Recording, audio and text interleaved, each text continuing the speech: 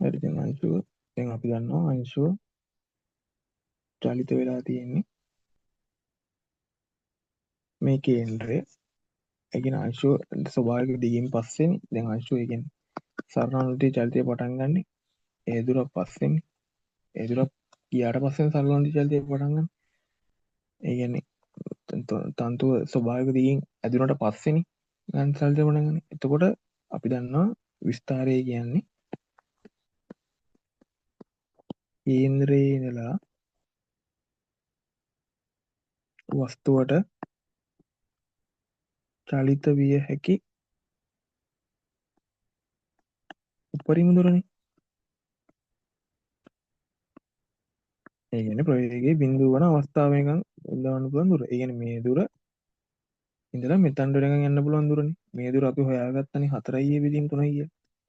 අනිවාර්යෙන් ඒ කියන්නේ දැන් ඊට අනුරූප උච්ච චලිතය සැලකුවොත්. දැන් අපි දැන් අංශුව මෙතන ඉඳලා මෙතනට අංශුව චලිත වෙන්න ඕනේ. හේතුව දැන් මේ දුරක් චලිත වෙන්නේ නැත්තේ මේ දුරක් සරණාන්තිය චලිතෙන් නෙමෙයි චලිත වෙන්නේ. ගුරුත්වය යටතේ තමයි චලිත වෙන්නේ. ගුරුත්වය යටතේ තමයි චලිත වෙන්නේ. එතකොට මෙතන ඉඳලා මෙතනට තමයි අංශුව චලිත වෙන්නේ. දැන් B ඉඳලානේ O වලට ගෙලින් යන්නේ. එතකොට මෙතන ඉඳලා මෙතනට තමයි චලිත වෙන්නේ. දැන් අපි දන්නවා මේ දුර අපි දන්නවා. දැන් මේ දුර අපි මේ සෝරි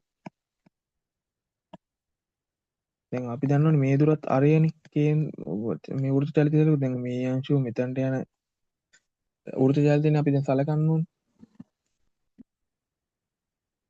එහෙම බැලුවාම අපි දන්නවා දැන් ඒ කියන්නේ ඊට අනුරූපව චලිත වෙන්න ඕනේ මෙන්න මේ වගේ ඇල්ෆා කෝණය. ඒ කියන්නේ මෙතන ඉඳලා මෙතනට යනවා කියන්නේ අංශුව මෙන්න මේ කෝණයක් යනවා කියන එක. හරි. එතකොට අපිට දැන් ඇල්ෆා කෝණය හොයන්න බැරි නිසා අපි මේ තීටා කෝණය මුලින්ම හොයලා ඉන්න ඕනේ. ඒ කියන්නේ මෙන්න මේ කෑල්ල අපි දන්නවා දැන් මෙන්න මේ කෑල්ල අපිට හොයාගත්තයි x නම් අපිට සම්පූර්ණ දිග දීලා තියෙනවනේ මෙතන 3i දුරක් යනවා කියලා. ඒත් අපි දන්නවා රූපයක් ඇඳුවොත් මෙතන ඉඳලා මෙතනට 3i මෙතන ඉඳලා කේන්ද්‍රයේ වෙනකන් කේන්ද්‍රය හම්බෙන්නේ 5i බෙදීම 3යි. ඒක හොයාගත්තානේ. මෙතන ඉඳලා මෙතනට තියෙන දුර a. අපි දැන් x කියන එක හොයාගත්තොත් ඒ කියන්නේ මේ අපි අංශුව ගුරුත්වය දැන් ගුරුත්වය යටතේ මේ චලිත වෙන්නේ ඒ දුරක්නේ. ඒ මෙතනට තියෙන ස්වභාවික දිග ඒනේ. කේන්ද්‍රයේදී ඊට වඩා 5i දුරක් යටි. එතකොට අපි දන්නවා මේ දුර හොයන්න නම් x සමානයි 5i බෙදීම 3න් a අඩු කරාම 2i බෙදීම 3. එතකොට x කියන්නේ 2i බෙදීම. අපි දන්නවා දැන් අපිට හොයාගන්න ඕනේ මෙන්න මේ කෝණ. දැන් ඒක හොයාගන්න බෑනේ එකපාරටම. එහෙනම් අපි මෙන්න මේ කෝණේ හොයාගෙන තීටා හොයාගෙන ෆයින් තීටා අඩු කරව ගමන් ඇල්ෆා එනවා. එතකොට අපි දන්නවා තීටා කියන්නේ cos තීටා අපි දන්නවා 2i a බෙදීම 3 බෙදීම 4i a බෙදීම තීටා කියන්නේ cos ඉන්වර්ස් භාග තීටා කියන්නේ 5 බෙදීම 3. එතකොට අපි දන්නවා t කියන එක. ඒ කියන්නේ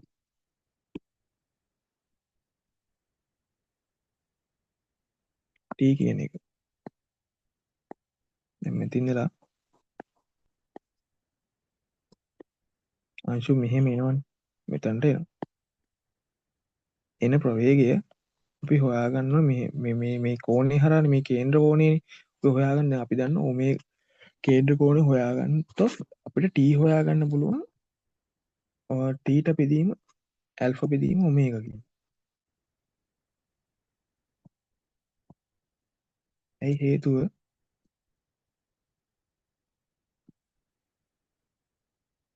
අපි දන්නවා දැන් මේක ඇල්ෆා නම් මේ t කියන එක අදාළ කේන්ද්‍ර කෝණේ අදාළ චලිතන කෝණික ප්‍රවේගයෙන් බෙදුවොත් t කියන එක හොයාගන්නවා. අපි දන්නවා t සමානයි alpha ගෙන් අපි හොයාගත්තා 5 5 ගෙන් 5 බෙදීම 3ක් අඩු කරන්න බෑ. ඒ කියන්නේ මේ කෝණයනේ අපි හොයාගත්ත θ කිය. θ අපි දන්නවා 5 බෙදීම 3. alpha කියන්නේ 5 ඍණ 5 බෙදීම 3. ඒක 2යි 5 බෙදීම 3යි. t කියන්නේ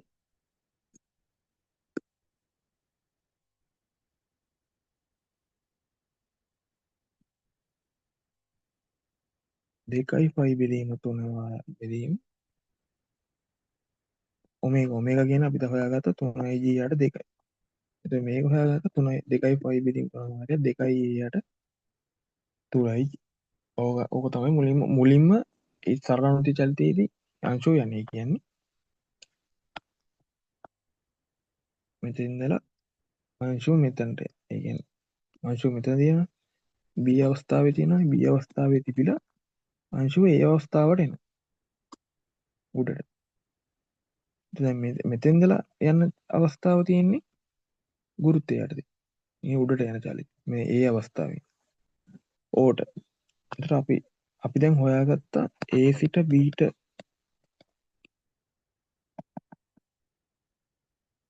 B සිට A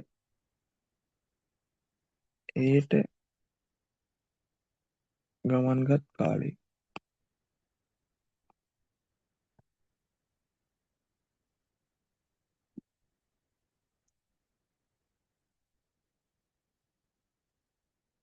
ගමන් කළ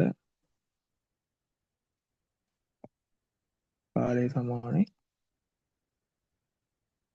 2 බෙදීම 3 වාරයක් 3යි j බෙදීම 2යි. ඕකනේ අපේ ඉන්නන කාලේ. දැන් අපෙන් අහන්නේ B ඉඳලා A ට ගිය කාලේ නෙමෙයි B ඉඳලා O ට ගිය කාලේ. දැන් අපි A සිට O ට ගිය දුර හොයන්න. ඒ කියන්නේ අංශුව A වල ඉඳලා O ට ගිය කාලය. අපි දන්නවා v වර්ග සමානයි u වර්ග දැන් 2යි ඒ සමීකරණය. දැන් අපි දන්නවා මෙතනදී ප්‍රවේගය 2යි g කියලා. එතකොට අන්තිමටම ප්‍රවේගය බිඳුවක් වෙනවා. යන්තමින් ළඟ. අපි දන්නවා ප්‍රවේගය අවසානයේ බිඳුවයි u වර්ගය කියන්නේ 2යි g. අනේ සෝරි. අපිට දාන්න ඕනේ v සමානයි u ධනයි. මොකද t නේ හොයාගන්න උඩට යන. v කියන්නේ බිඳුවයි u කියන්නේ මූල 2යි g ඍණ g වාරයක් t කියන්නේ 2යි a බෙදීම g. මුළු කාලය වෙන්න ඕනේ O සිට. දැන් අපි දන්න මේ O සිට B A සිට O ට කාලය තමයි මේ 2යි g යට 2යි යට g. මුළු කාලය සමානයි 2යි යට 3යි g ගන්න 2යි 5 යට 3 බෙදීම 2යි යට 3යි. ඕකනේ ඉන්න ඕනේ. අපි දැන් 2යි 5 කියන එක දාලා 3 ඇතුළට යවුවොත් 27යි g ධන 2යි යට g. මේකෙන් අපි 2යි a බෙදීම 27යි g කියන එක එළියට ගත්තොත් මෙතනින් 2යි 5 එනවා. මෙතනින් 3යි මූල 3යි. ඕක තමයි අපින් අහලා තියෙන්නේ. මේක තමයි අපින් අහලා තියෙන අවසාන කාලය. හරි. ඒක තමයි සම්පූර්ණ ගාන අපින් අහලා තියෙන කාලය.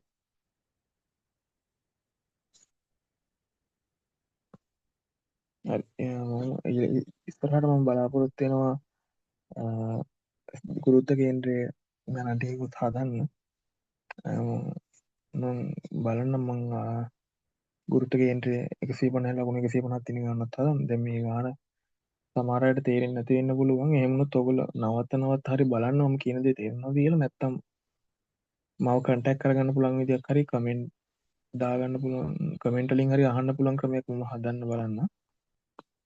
නැති ප්‍රශ්නයක් තිබ්බොත් කමෙන්ට් වල කමෙන්ට් සෙක්ෂන් එකකින් හරි දාන්න මම කියලා දෙන්නම්. තේරෙන්නේ නැති ප්‍රශ්න තිබ්බොත්. හරි. thank you.